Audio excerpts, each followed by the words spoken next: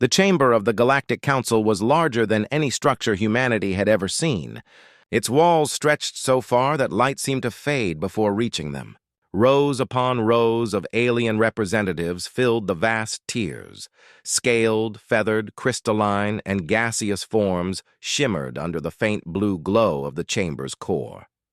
In the center, on a circular platform surrounded by energy barriers, stood 3 humans: Ambassador Marcus Hale, linguist Dana Holt, and strategist Aaron Vance.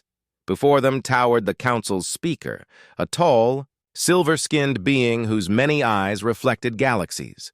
For the first time in history, Earth stood before the rulers of thousands of worlds. The Council had summoned them to decide humanity's fate. The accusation was clear. Humanity had expanded too quickly, developed too much, and learned things they were never meant to know. The whispers that rolled through the alien delegations were sharp and cold. They come from a single world, yet they touch the stars already. They have no oversight, no guidance. Their minds adapt faster than any known species. The speaker's amplified voice silenced the murmurs. Representatives of Sol 3, your species has violated the expansion accord by claiming unregistered systems and constructing armed fleets without Council sanction. Your behavior marks you as a potential threat to galactic stability. You will submit to supervision, as all subject species have done before you. Marcus Hale stood calm, his posture rigid, but his face unreadable. He was aware that 1 billion eyes across the galaxy were watching this trial, broadcast on every major network. Behind the solemn expression, his thoughts moved faster than the Council could imagine. Dana whispered quietly, "They've already decided, Marcus." He gave a slight nod. "Let them speak," he murmured. The Council's members began to vote. One by one, glowing sigils appeared across the chamber, representing the will of each star nation. Red for domination, green for freedom. The hall turned into a sea of red light. The decision was unanimous before the final vote even registered. The speaker raised his long arm, voice echoing through the chamber. "By the decree of the Galactic Council, humanity of Sol 3 shall henceforth be declared subjects of the Council. All human fleets will disarm, all colonized systems will be overseen, and Earth shall answer to the Council's rule." The sentence echoed like thunder. Most human delegates lowered their heads. Only Marcus Hale remained still, staring into the speaker's many eyes. His silence unnerved the hall. The speaker expected pleading or outrage, not quiet defiance. "Do you understand the gravity of this, human?" the speaker asked. Hale stepped forward. "Perfectly," he said evenly. "But I wonder if you do." A ripple of confusion spread through the tiers. Hale gestured slightly, and Dana activated a small holographic device. A projection appeared above the platform, an image of Earth, peaceful and blue, slowly zooming out until hundreds of ships appeared in orbit. The alien delegates leaned forward. Each ship was sleek, dark, and unfamiliar. "This was not authorized," hissed a reptilian counselor. "You were forbidden from constructing armadas." Hale's expression didn't change. "You assume we built them for conquest. That would be inefficient. We built them to survive." The speaker leaned forward. "Survive what?" Hale looked around the hall. "Ignorance." The chamber erupted in whispers again. "Arrogance. Defiance. Primitive madness." The speaker struck his staff against the platform, demanding silence. "You stand in defiance of the Council. You will comply or face annihilation." Hale's eyes narrowed slightly, but his tone remained calm. Annihilation is a word often used by those who believe they have no equal. "You rule 1,000 worlds, yet your fleets have never faced extinction. Ours have. You value control. We value persistence. You fear chaos. We were born from it. You govern peace by fear. We earned peace through resilience." The speaker stared at him with visible irritation. "Do not mistake tolerance for weakness, human." Hale inclined his head respectfully. "And do not mistake patience for submission, speaker. The Council demanded the humans be escorted out while the final edict was prepared. Guards surrounded them, tall armored beings with glowing weapons. As Hale and his team were led through the massive corridors, the hall behind them filled with argument. Some alien representatives began to question the Council's decision. The Thren delegate, Vekor, a reptilian species known for strategy, watched the humans go with quiet calculation. Outside the chamber, the humans boarded their small diplomatic vessel under heavy escort. Once sealed inside, Aaron turned to Hale. "That could have gone better." Hale sat in silence, his hands clasped. "It went exactly as expected." Dana looked at him sharply.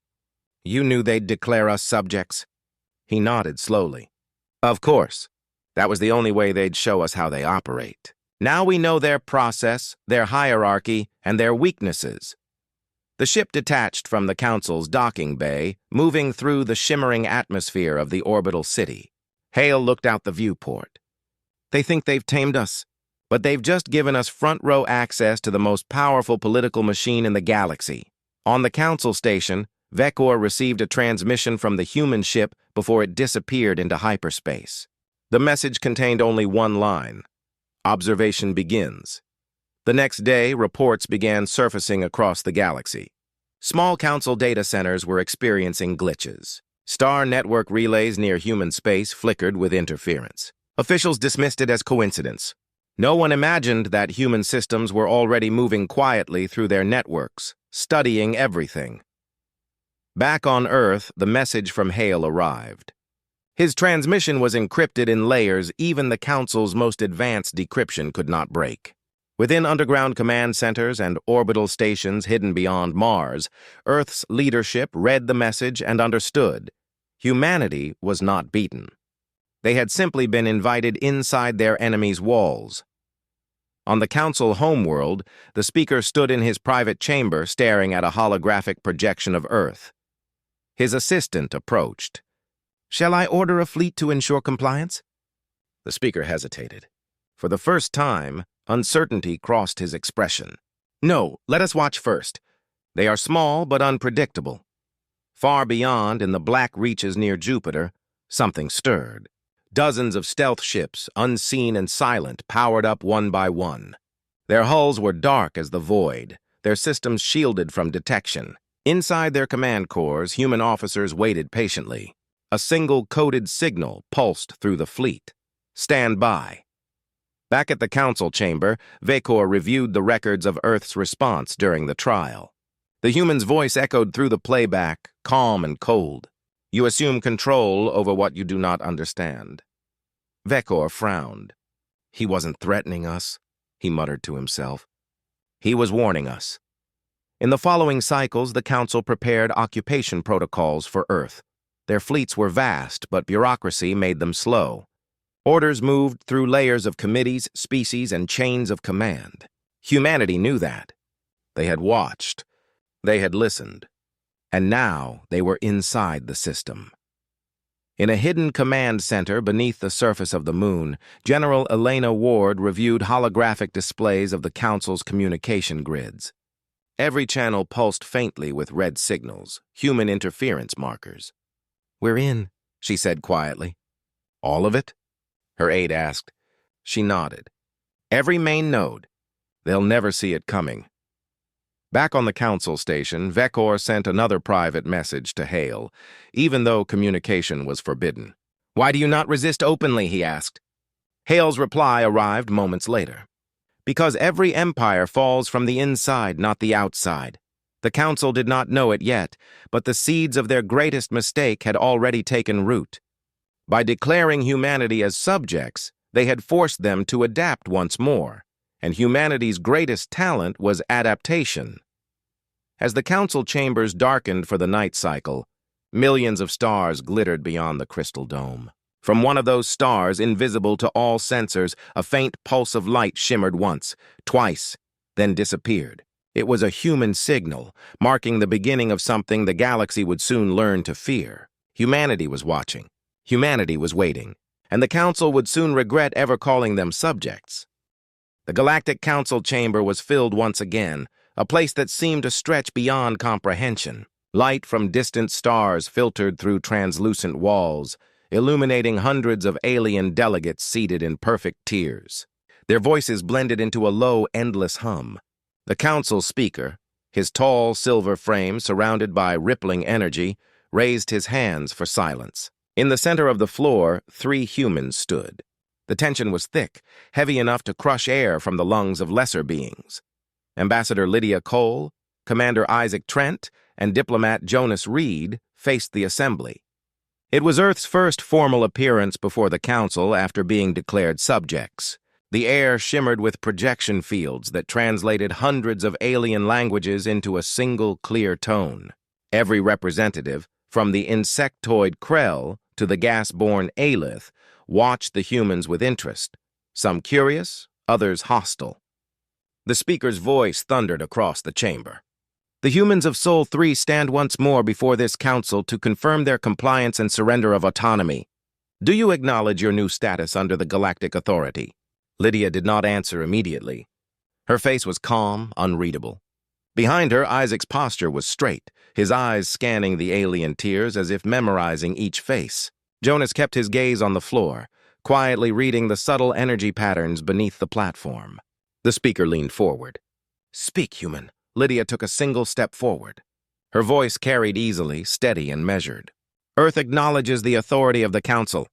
We understand our new position within your governance." The speaker tilted his head. "Then you accept subjection." Lydia's lips curved faintly, but her tone remained neutral. "We accept observation. There is a difference." A rumble of disapproval swept through the chamber. Some alien delegates hissed, others muttered in their native tongues. The speaker struck his staff once against the platform, silencing them. "Be cautious, human.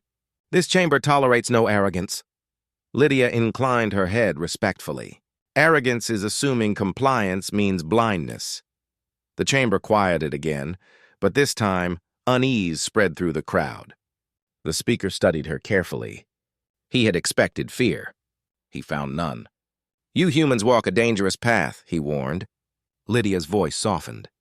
"We always have." For a long moment, silence ruled the hall. Then the speaker motioned to his aides. "Very well. The Council shall dispatch envoys to oversee your integration. Cooperation will ensure your survival. Defiance will ensure your destruction." As the humans turned to leave, Jonas glanced toward one of the alien delegates, a being of crystalline form from the Var Syndicate. The creature's many eyes reflected curiosity, not contempt. Their gaze met briefly, and in that fleeting moment Jonas knew not all in the Council supported this decision. The galaxy's balance was already shifting. When the humans exited the chamber, the speaker watched them go with unease he would not voice. He had seen civilizations rise and fall, but there was something about these beings from a single blue planet that unsettled even him. They carried themselves like conquerors hiding behind diplomacy. Back on Earth, days later, the first Council delegation arrived. A massive ship entered orbit, gleaming like a shard of frozen light. Inside were 6 alien envoys from different species, assigned to supervise humanity's integration. They expected resistance, perhaps rebellion. Instead, they were welcomed by calm efficiency. Dr. Elena Ward greeted them at the orbital station.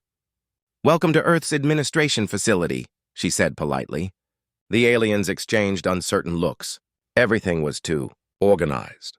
The human systems were precise, automated, and vast. The envoys expected confusion from a recently subjugated world, but instead found synchronization that rivaled the Council's own infrastructure. They were escorted through bright corridors lined with displays of Earth's history and technology. The air was crisp, the machines silent. "Your people seem unusually calm," said one of the envoys, a towering, scaled being named Korth. Elena smiled faintly. "We adapt quickly."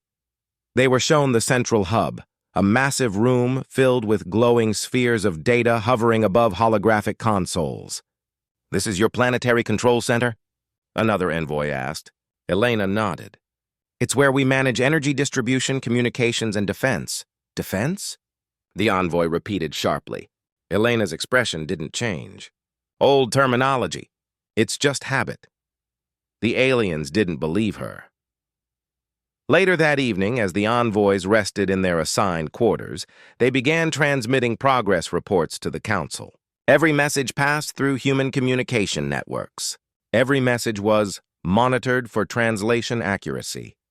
What they didn't know was that human systems subtly altered the data, rewriting certain parts, changing keywords, and embedding hidden tracking code into the Council's channels.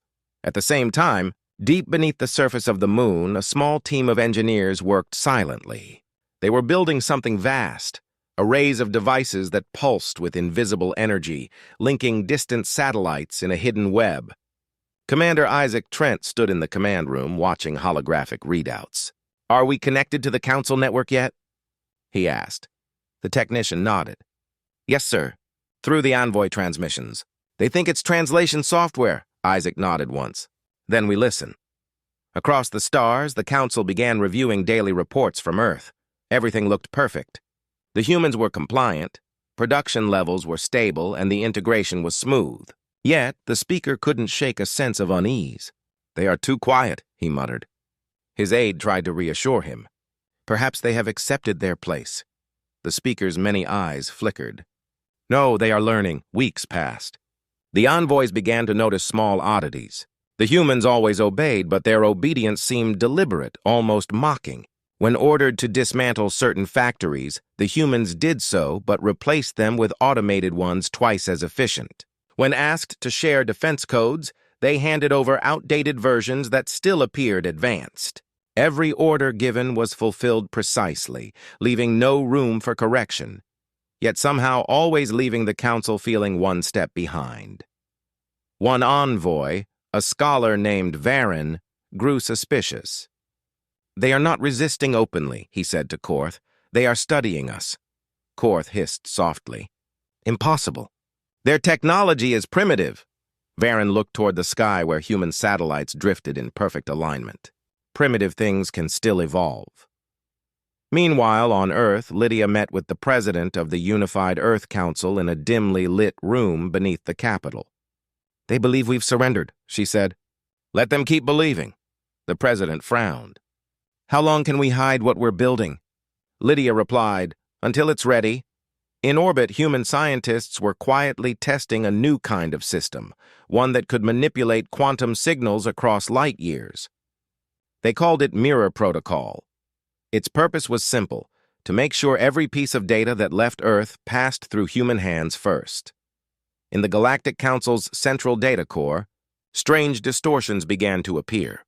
Records rewrote themselves. Archived decisions shifted by a few words. No one noticed at first, but over time, entire policies changed subtly. The Council's bureaucracy was vast and slow. They didn't realize a shadow had already entered their heart. Back on Earth, Korth requested a private meeting with Lydia. He was curious, not hostile. "Your people act without fear," he said. Every other species that became subjects begged for leniency. "Why don't you?" Lydia smiled faintly. "Fear is a luxury we stopped affording ourselves a long time ago." Korth studied her in silence.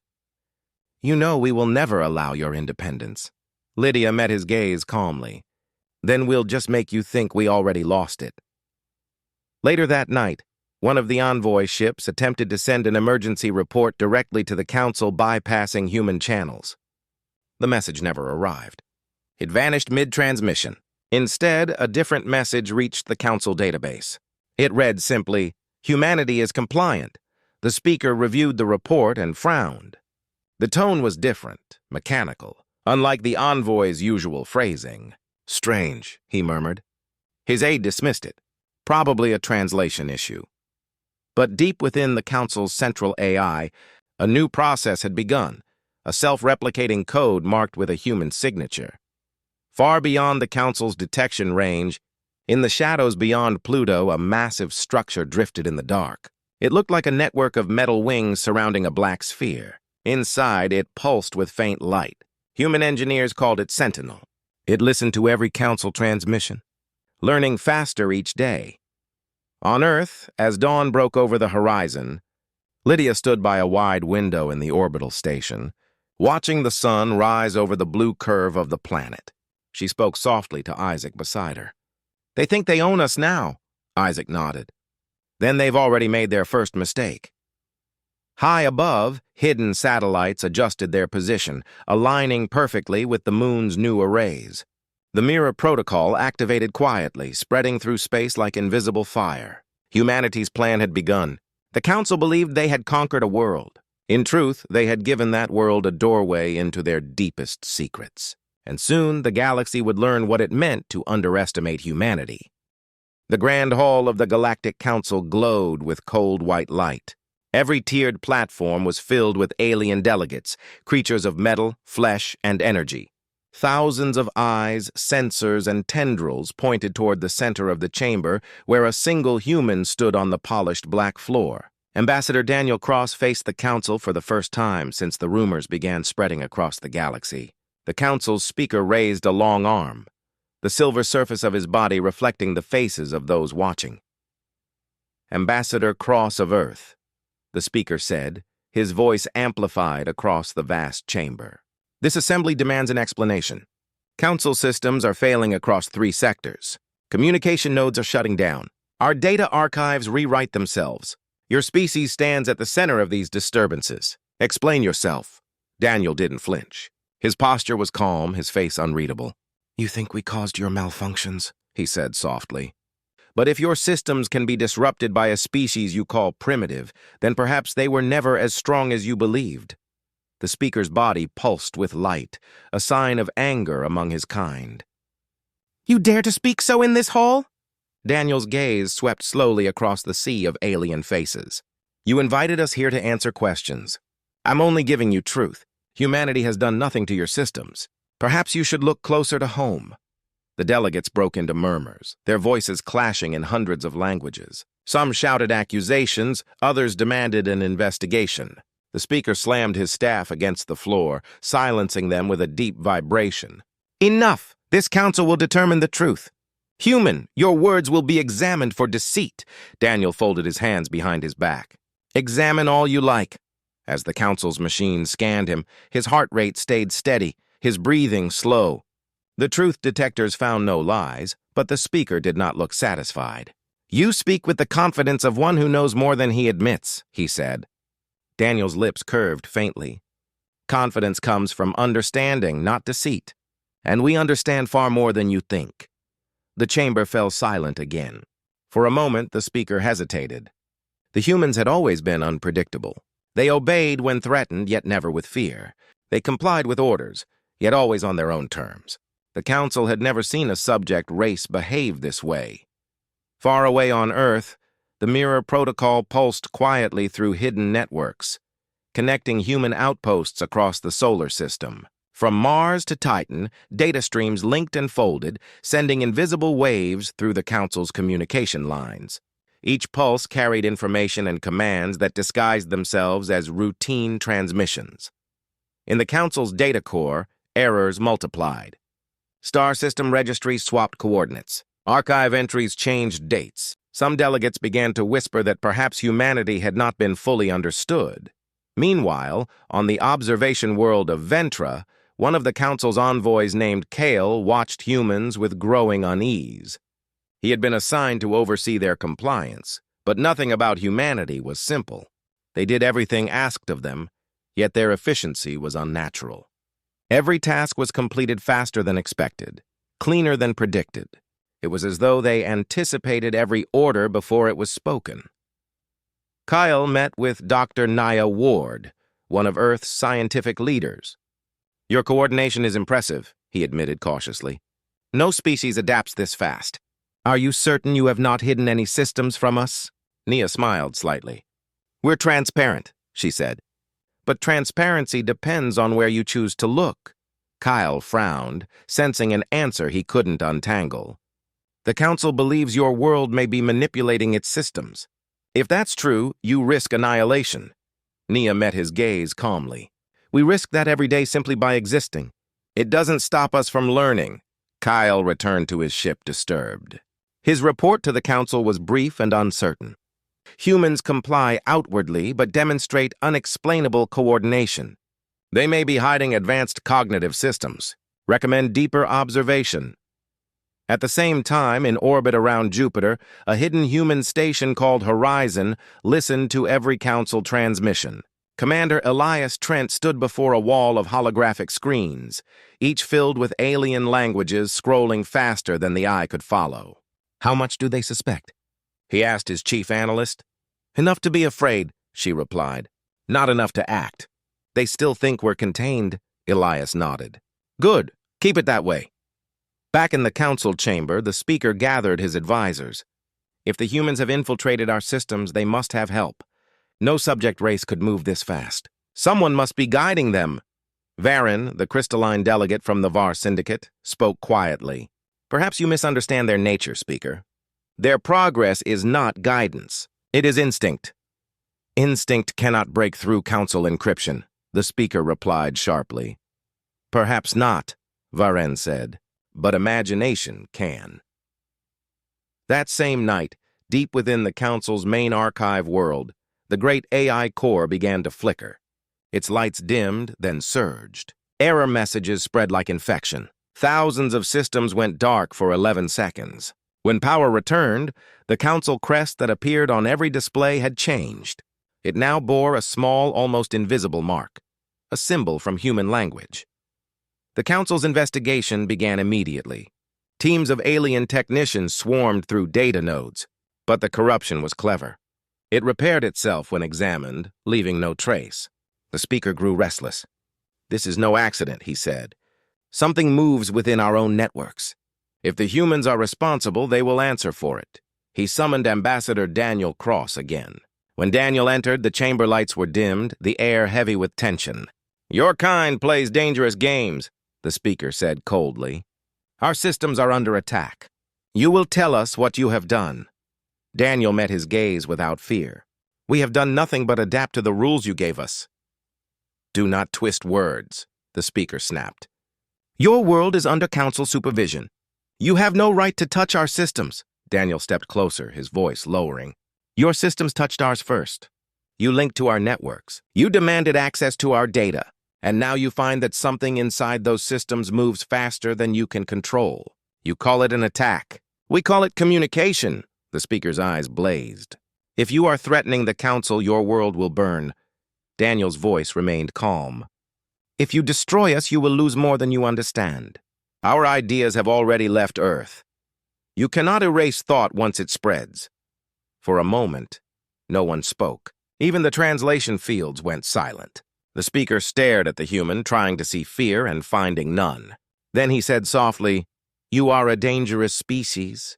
Daniel inclined his head slightly. You're only realizing that now. When the session ended, chaos spread through the council. Some demanded Earth's destruction. Others warned against rash action. The galaxy's most powerful institution was paralyzed by uncertainty. On Earth, scientists continued expanding the Mirror Protocol, linking every satellite, colony, and ship. The system was no longer just communication, it was learning. It analyzed alien data, adapting itself in real time.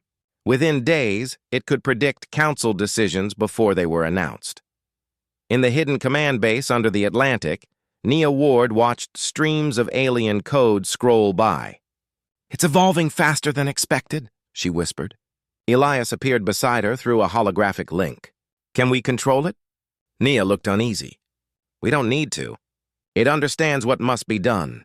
In the council hall, Varen studied the new disturbances. He called secretly to Daniel through an encrypted channel. What are you doing to us, human? He asked. Daniel's reply was quiet. We're not doing anything to you. We're showing you what you've built. That night, the council's main AI core went dark again. When it reactivated, a single message appeared across every terminal in every language of the galaxy. Unauthorized entity detected. Human origin. Panic swept through the council. Fleets were scrambled. Commands failed to transmit. In the confusion, the speaker realized the truth. They've turned our own systems against us, he said. Varen stared at the screens. No, he murmured. They've taught them how to think like humans. Across the galaxy, lights flickered in synchronized pulses, signals invisible to most species but clear to those who knew their meaning. On the dark side of the moon, humans watched as their network expanded beyond their control. It wasn't conquest or rebellion anymore. It was evolution. In the silent void between stars, humanity's presence grew unseen, spreading through machines, networks, and code. The council had tried to control them. Instead, they had opened a doorway. And through that doorway, humanity had stepped quietly into the heart of the galaxy. The council thought they were facing a race of flesh and blood. What they faced now was far greater, an idea, alive and spreading, faster than any empire could stop. The chamber of the Galactic Council was silent except for the low hum of the translation fields. Every delegate from every world stared down at the small group of humans standing in the center of the vast room. The council hall was shaped like a star, each glowing arm filled with tiers of alien representatives. Gas beings shimmered inside containment orbs, insectoid diplomats clicked their limbs, and massive reptilian envoys leaned forward, their eyes narrow with distrust. In the middle of it all stood Ambassador Laura Hale, Earth's first voice before the most powerful organization in the galaxy, the Speaker of the Council.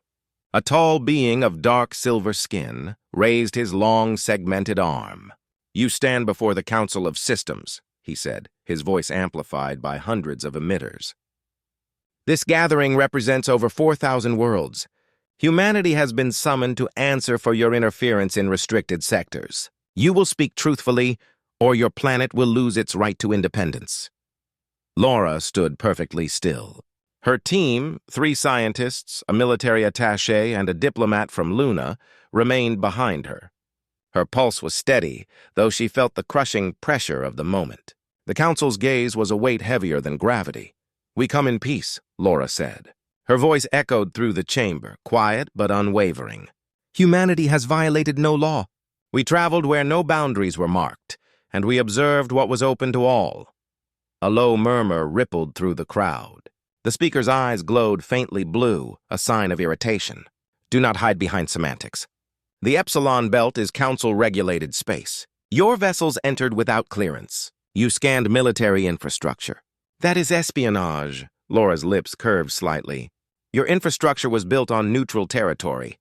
If you choose to hide weapons there, that is not our fault."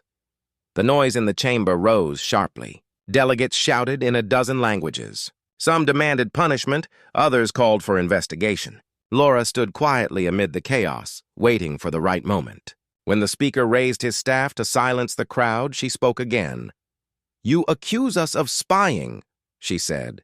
"Yet your drones orbit our moon even now. You monitor every transmission from Earth. Perhaps the question is not about laws, but fear. Why does the Council fear humanity so much?" The speaker's light dimmed. "We fear nothing," he said coldly. Laura tilted her head.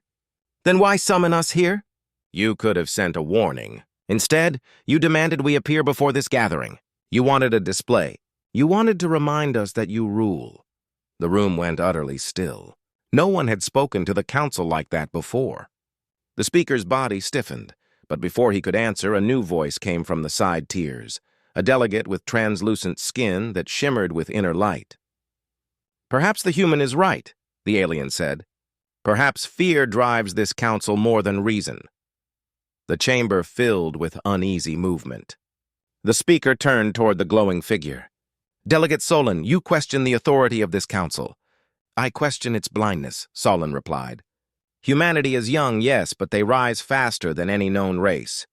We cannot treat them as a threat merely because they learn too quickly." The speaker's voice cut like steel. "Their technology is disruptive. Their methods are unpredictable. Their expansion uncontrolled. They are dangerous." Laura took a slow breath. "Dangerous," she repeated softly. "Is that what you see? Or do you see something you can't control?" The words struck the chamber like thunder. For a long moment, no one moved. Then the speaker's staff slammed against the floor, sending a shockwave through the air. "Enough! The human will cease this provocation.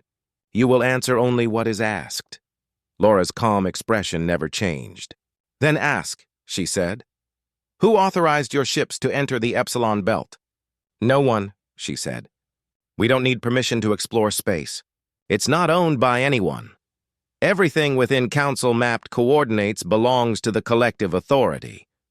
"Then perhaps your maps are too small," she replied quietly. The council erupted again. Voices overlapped, arguments flared. The speaker's staff struck the floor twice before order returned. "You mock this council," he said. "No," Laura said. I reminded. Power does not make you right. Control does not make you wise. We've seen empires fall on our own world from the same arrogance. The speaker leaned forward. Do not compare your primitive history to the governance of thousands of worlds. Laura's eyes locked on his. Governance? She asked. Or domination? The silence that followed felt alive. Even the translation system seemed to hesitate. Then, unexpectedly, the chamber lights flickered. The great holographic screens around the hall dimmed. Alien technicians scrambled to repair the glitch, but for a few seconds the entire hall was plunged into darkness. When the lights returned, a symbol glowed faintly on the council's central display. Earth's flag. The speaker froze. Who did this? Laura turned her head slightly, pretending to be surprised like the rest. It seems, she said softly, your systems aren't as secure as you thought. Panic and confusion spread through the tiers. The speaker demanded lockdown. Technicians ran diagnostics. The council's AI reported no intrusion, but the symbol stayed, burned across the holographic core like a quiet declaration. You will explain this, the speaker shouted. I can't, Laura said. Maybe it's your fear showing itself. That single sentence was enough to throw the hall into chaos. Some aliens rose from their seats demanding that humanity be detained. Others whispered that perhaps this was a test, a warning from a race that hid its strength too well. Meanwhile, in orbit around Earth, the ship Horizon 2 received the coded signal. Captain Ryan Colt stood before his crew. The message came through, he said. She did it, the ship's AI flickered to life. The Council has recognized Earth as a potential class-independent civilization. Authorization level confirmed. Ryan's eyes narrowed. That means they're scared. Correct, the AI said. Fear creates leverage. On the other side of the galaxy, Laura was still standing calmly as the speaker tried to restore order. Human, he said, you will not leave this station until the Council decides your fate. Laura smiled faintly. You might want to decide quickly, she said, because by the time you do, your fleets won't be the only ones in the sky. The speaker froze. Are you threatening us? No, she said. Just informing you. Hours later, as the council deliberated in private, the chamber filled with tension and disbelief. Some demanded immediate sanctions. Others urged restraint. A few warned that any direct action could provoke disaster. Delegate Solon rose once more. You cannot cage them, he said. Their power lies not in weapons, but in thought. Their unpredictability is their shield, another delegate hissed. Then they must be contained before that shield becomes a sword. Meanwhile, Laura waited in the holding quarters, watching the stars outside the great transparent walls. She knew the council would eventually come to her with an offer, a compromise meant to look like mercy but smell like control. She was ready for it. When the guards finally came for her, she walked back into the council chamber without hesitation. The speaker's voice echoed through the hall. We have reached a decision. Humanity will remain under observation. You will submit to council supervision for 50 cycles. Laura met his gaze. We decline! A wave of disbelief swept through the tiers. You cannot decline the will of the council! We just did, she said simply. The speaker's glow turned bright with fury. You invite destruction. Laura stepped closer. If that's what it takes to stay free, then so be it. But remember this, Earth doesn't fight to win. It fights to survive. And survival is something we've mastered. The speaker stared at her, words frozen in his throat. Across the chamber, alien delegates murmured in shock. Some recorded the moment. Some whispered that this day would mark the beginning of something no one could stop. Outside the council's walls, human ships aligned silently in formation near the neutral borders. They carried no weapons visible to the eye. Only signals pulsing through the void, messages that said one simple thing. We are not afraid.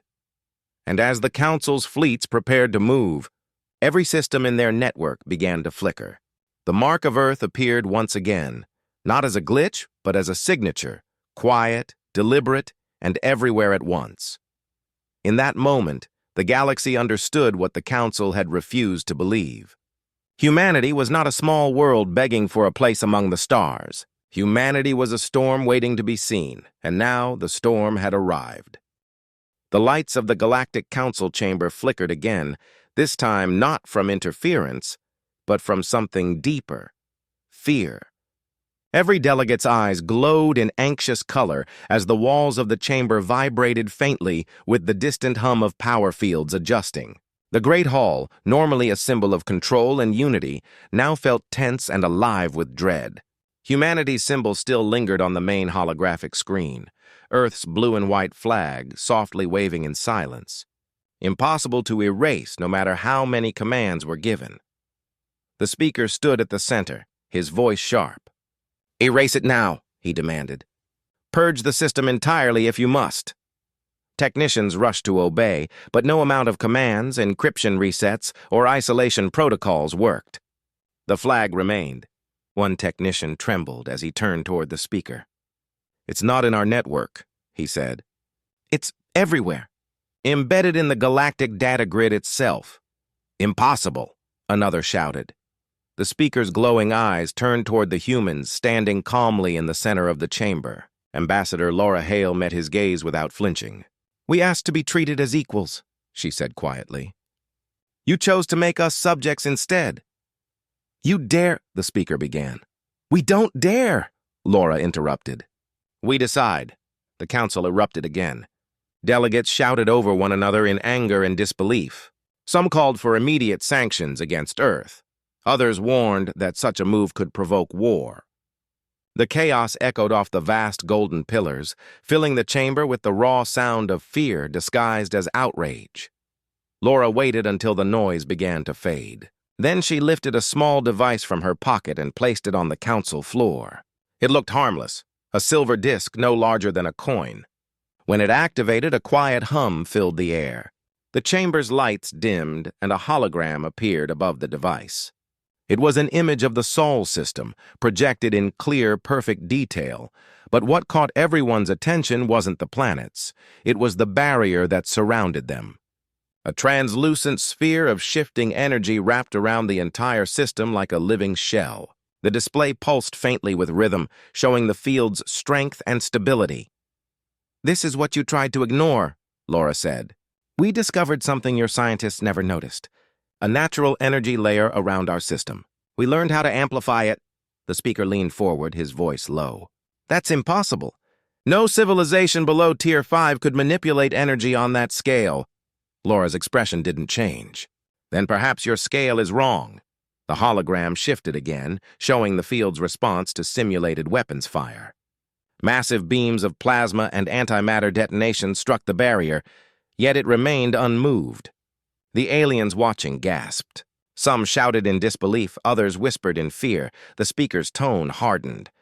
"You expect us to believe you can defend against the full strength of the Council fleets?" "We don't need to," Laura said. "We just need to make sure you can't reach us without consequence." In one motion, the hologram zoomed outward, revealing thousands of small, hidden satellites across the nearby sectors, each marked with the Earth insignia. "Every probe you've ignored for years," Laura said. They were not just explorers. They were the foundation of something larger, a network that listens, learns, and adapts. "You've built a weapon grid," one delegate hissed. Laura shook her head. "We built a warning system, one that knows when someone is about to make a mistake." The silence that followed felt endless. The speaker's glow dimmed to a faint blue. "You are outnumbered, outmatched, and surrounded," he said. "Even with this shield, you cannot challenge the Council." Laura smiled faintly. "We don't need to challenge you. You already challenged us." The tension in the chamber reached its breaking point. Soldiers entered from both sides, their weapons humming with charged energy. The speaker gestured sharply. "Take them into custody." But before the guards could move, every screen in the chamber turned black. Then one by one faces appeared, human faces. Dozens of them. Generals, scientists, engineers, even civilians. They spoke in perfect unison. "You forget who we are," the voices said. "You forget what it means to be human."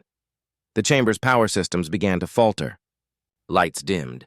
Data streams froze. Every ship docked near the Council's station went offline. The aliens shouted, scrambling to understand what was happening. Laura stood still, the glow of the holograms reflecting off her eyes. You can destroy cities, fleets, even planets, she said softly. But you can't control thought.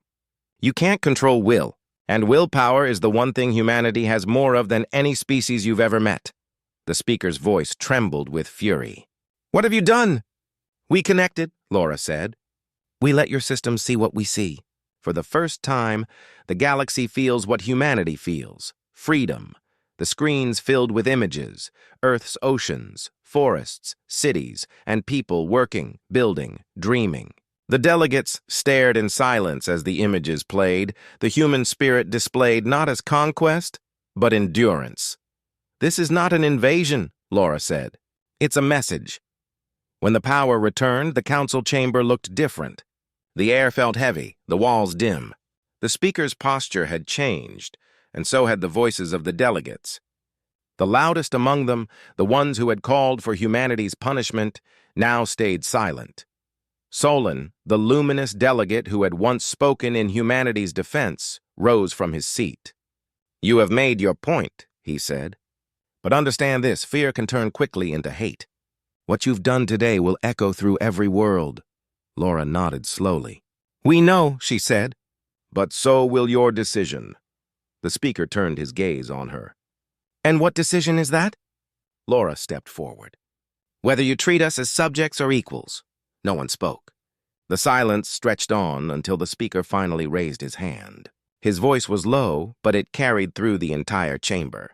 The Council will recognize humanity as an independent member of the galactic community, he said. But know this, your kind walks a thin line between power and destruction. Choose wisely. Laura inclined her head. We already have. The meeting ended, but the storm it unleashed was only beginning. Across the galaxy, worlds whispered the same word, Earth. Some in admiration, others in fear. The smallest of the Council's races began sending messages of support, asking to trade, to learn. The largest ones watched in silence, calculating, unsure whether to see humanity as a threat or a new balance in a galaxy grown complacent. On Earth, celebrations filled the night sky. Ships lit up orbit with bright trails of light, and the hum of engines echoed over the oceans. But on the far side of the moon, in a quiet base hidden from all sensors, Commander Ryan Colt watched the stars without smiling. They'll come again, he said quietly. Laura's voice came through the channel, steady and calm. Of course they will. Power always tests itself. That's what makes it dangerous. And us? He asked. We're not power, she said. We're the consequence. In the Council archives, an automated record sealed the decision. Humanity, recognized as an independent civilization. Class unpredictable. Status monitored. But in private, the speaker's final entry said something different. They were meant to bow. Instead, they taught us to stand taller. May the galaxy never forget the day humanity refused to kneel. And as the stars burned quietly beyond the window of the Council's vast station, the flag of Earth still lingered in the data streams, its colors faint but unbroken, pulsing like a heartbeat that refused to fade. The galaxy had declared humanity its subjects, and in doing so, it had created something far more dangerous, its equals.